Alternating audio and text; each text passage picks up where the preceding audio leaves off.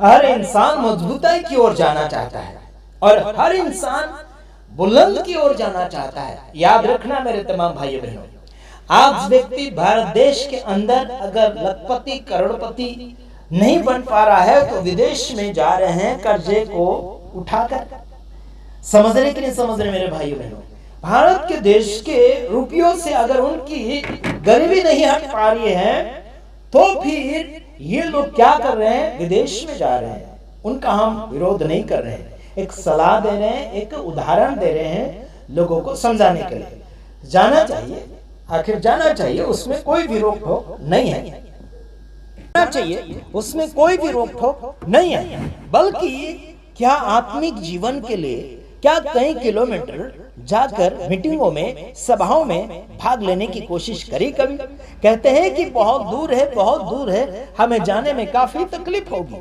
आत्मिकता में बढ़ोतरी पाने के लिए दौड़ा दौड़ी नहीं करते, बल्कि शारीरिक जीवन में चंगाई पाने के लिए, छुटकारा पाने के लिए कई हजारों किलोमीटर, कई सैकड़ों किलोमीटर दौड़े चले जाएंगे रात दिन। मेरे पास भी काफी लोग आने की कोशिश कर रहे हैं, कहते हैं कि हम आएंगे, हम बैठेंगे, है ना। मैंने कहा मत आओ, आप वहीं पर रहकर सुधर सकते, ठीक हो सकते, और हम कोई भी प्रकार का दान डोनेशन मांग की कोशिश नहीं करते। ठीक है मेरे भाइयों बहनों, परमेश्वर आपको मजबूताई देगा। आपके हाथों पैरों में दर्द, परेशानियां, प्रॉब्लम, बीमारियां, आपकी बीमारियां प्रभु यीशु मसीह ठीक करेगा। बल्कि उसकी हाजुरी में, उसकी वफादारी में, उसकी ईमानदारी में जब जिएंगे, प्रभु यीशु मसीह आपको सलामती की ओर लेकर चलता चला जाएगा। Praise the Lord, hallelujah. वह तुम्हें अंत तक दृढ़ करेगा, वह तुम्हें अंत तक मजबूताई देगा, संभालेगा और आगे की ओर बढ़ोतरी की ओर ले जाएगा। आपकी बीमारी चाहे जो भी हो, उससे आपको रिहाई वो दिलाएगा और आपको मजबूताई की ओर ले जाएगा और आपको खड़ा कर देगा मजबूत करके कि आप मसीहत में जिंदगी को जी रहे हैं। Praise the Lord, hallelujah. क्या मजबूत होना चाहते हैं? लड़ाई करना बंद करें, चुगली करना बंद करें, झूठी शिक्षा लेना बंद करें। अगर जो भी शिक्षा आप सीख रहे हैं आगे की ओर बढ़िए, बल्कि मजबूताई उसमें दिखना बहुत ही अनिवार्य बन चुका है। Praise the Lord, hallelujah. प्रभु की स्तुति और महिमा तारीफ आपके और मेरे जीवन के द्वारा लगातार बढ़ती नजर आना चाहिए, बल्कि ऐसा नजर नहीं आ रहा है। आइए अगला वचन हम फरमाना चाहेंगे, जैसे कि लिखा है यूहन्ना 14 का 15 वचन में। यीशु खुद कहते हैं, यीशु कहते हैं मुझसे, यानी कि मुझसे प्रेम रखते हो तो हुक्म मानो। हुक्म मतलब आज्ञा को मानो।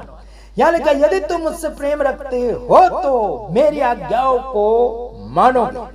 Praise the Lord. उसकी आज्ञा है अपने पड़ोसी से अपने समान प्रेम करना, हालेलुया। दुश्मनों के लिए, विरोधियों के लिए प्रार्थना करना, उनके लिए चिड़चिड़ नहीं करना, बल्कि उन्हें जवाब देना आपका और मेरा फर्ज बन चुका है।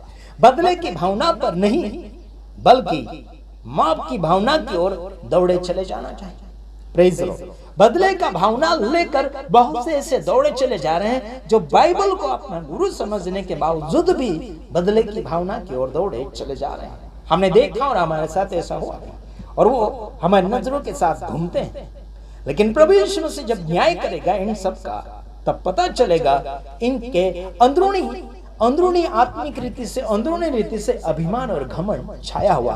तब प्रभु यीशु मसीह निकाल कर बताएगा, तब उन्हें पता चलेगा कि वो लोग ओरिजिनल थे या फिर नकली। अपने पड़ोसी सेवक सेविका के साथ कभी अच्छा व्यवहार किया?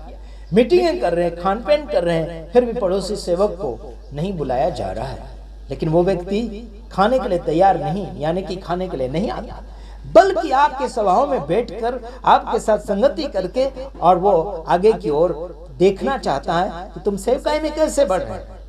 मेरे यारों, भाइयों बहनों, कोई भी व्यक्ति खाने के लिए अधिकतर नहीं जीता, लेकिन कुछ लोग ऐसे हैं जो खाने के लिए जीते हैं और जो जीने के लिए खाते हैं बहुत से कम लोग हैं। जो जीने के लिए खाते हैं वो लोग बहुत से कम हैं, समझ रहे हैं। लेकिन खाने के लिए जीने वाले बहुत से लोग हैं। खाना खाएंगे, वो जीते हैं उसके लिए, खाना खाने के लिए समय काटते हैं उसके लिए, समझ रहे कि नहीं समझ रहे मेरे भाइयों बहनों। प्रभु यीशु मसीह से प्रेम अगर करते हो तो फिर उसकी आज्ञा का पालन करना होगा, तब जाके आप उसके प्रेमी हैं, तब जाके उसके आप चेले हैं, तब जाके उसके बेटे बेटियां हैं, तब जाके आप उसके फॉलोअर्स हैं, तब जाके आप उसके आज्ञाकारी व्यक्ति हैं। क्या समझा? क्या समझा? नहीं समझा होगा तो मैं नहीं जानता। समझ रहे कि नहीं समझ रहे? आइए अगला वचन और फरमाएंगे, उसके बाद में समाप्ति की ओर जाएंगे। सामर्थ की आत्मा आपको और मुझे मिली है, तो वो कौन सी आत्मा? सामर्थ की आत्मा, बल्कि आज डर की आत्मा छाई हुई। ना ही तो कोई जवाब दे सकता, ना ही तो कोई भलाई कर सकता, ना ही तो कोई दया कर सकता, और ना ही तो कोई फलवंत बन सकता। ऐसे हो रहे, छिपा छुपी हो रही है। अगर कोई फोन करता है, फोन नहीं उठाते, जवाब मांगता है, जवाब नहीं दे पाते। प्रार्थना करने के लिए जब वो सामने से फोन करते हैं, जब उनको हम जवाब पूछते हैं, जवाब नहीं आता है। खुद उनको प्रार्थना करने का आलस आता है, दूसरों से करवाने की कोशिश में लगे हुए रहते हैं। दूसरा तीमुथियुस उसका 1:7, क्योंकि परमेश्वर ने हमें भय की नहीं पर सामर्थ और प्रेम और संयम की आत्मा दी है। भय की नहीं दी। क्या आज डरे हुए किसी से बातचीत करना, किसी को दान डोनेशन देना, या फिर सेवका क्षेत्र में हाथ बढ़ाना? डर है लोगों को, डर है लोगों को, शायद वो खाली ना हो जाए। इंसान के जीवन में कंजूसपना का जीवन प्रवेश हो चुका है।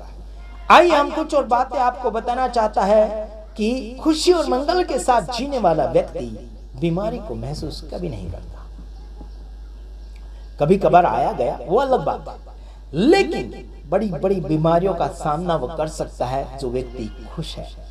जिस व्यक्ति के अंदर आनंद की भरपूरी है, जिस व्यक्ति के अंदर खुशी और आनंद की एक क्या बोलना चाहिए भंडार है, प्रेज़ द लॉर्ड, हालेलुया, समुद्री है, उसके अंदर समुद्री आनंद है, समुद्र जैसा आनंद और खुशी है। समुद्र के अंदर से एक बाल्टी अगर आप पानी भी निकाल लें तो भी नहीं पता चलेगा कि वहां से निकाला है या फिर नहीं निकाला, पता ही नहीं चलेगा।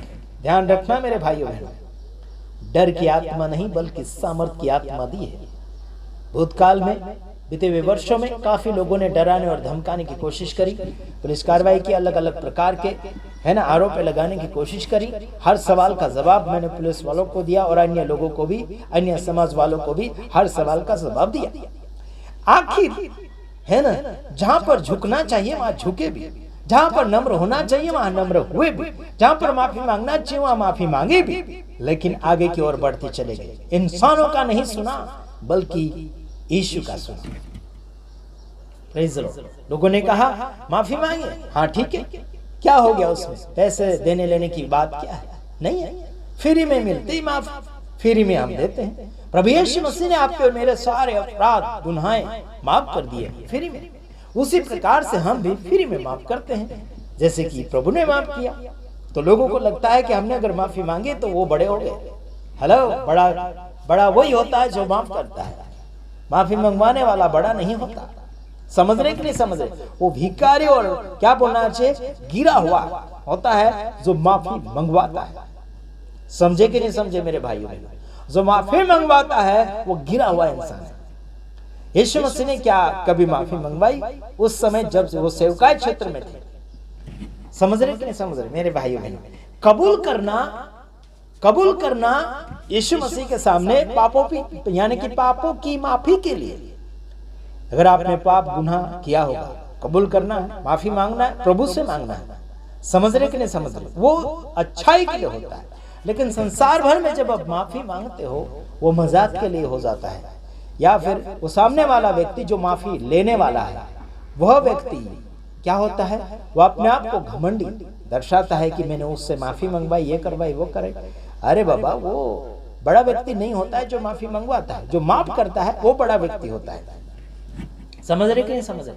यीशु मसीह ने अपने खून करने वाले व्यक्तियों को माफ किया, बड़ा बन गया यीशु मसीह। माफ करने के बाद में बड़प्पन आ गया यीशु मसीह के अंदर, वो बड़ा बढ़ गया, सारी दुनिया का उद्धारकर्ता दिख गया, ओरिजिनल प्रभु यीशु मसीह। Hallelujah, praise the Lord. किसी को छुड़ाना है तो बलि जरूर होना पड़ता है, कुछ न कुछ कार्यों में, कुछ न कुछ क्षेत्रों में बलि या फिर कुछ न कुछ वहां पर देना ही पड़ता, कुछ पाने के लिए कुछ खोना पड़ता है। ये दुनिया की कहावतें हैं और ये ओरिजिनल भी हो रहा है। समझ रहे कि नहीं समझ रहे? प्रभु आप सबको सलामती देगा। मैं आशा करता हूं आपने इस वीडियो में कुछ लागू किया होगा अपने जीवन के अंदर। Praise Lord. आमीन।